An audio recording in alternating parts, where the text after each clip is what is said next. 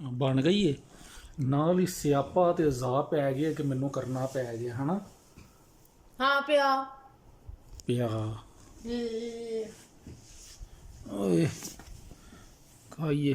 ਮੈਂ ਤੈਨੂੰ ਵੈਸੇ ਵੀ ਬੁਲਾ ਨਹੀਂ ਰਹੀ, ਮੇਰੇ ਮੂੰਹ ਲੱਗਣ ਦੀ ਜ਼ਰੂਰਤ ਨਹੀਂ ਹੈ। ਹਾਂ ਆਪਣੀ ਕੋਈ ਗੱਲ ਤੇ ਪੂਰਾ ਨਹੀਂ ਉਤਰਦਾ। ਕਿੰਨੀ ਦੇਰ ਹੋ ਗਈ ਹੈ ਕਿਤੇ ਲੈ ਕੇ ਨਹੀਂ ਗਿਆ। ਆਵੇ ਜੰਗਲੀ ਬਣਿਆ ਹੋਇਆ, ਕਦੇ ਖਾਤੇ ਕਰਾ ਲਓ।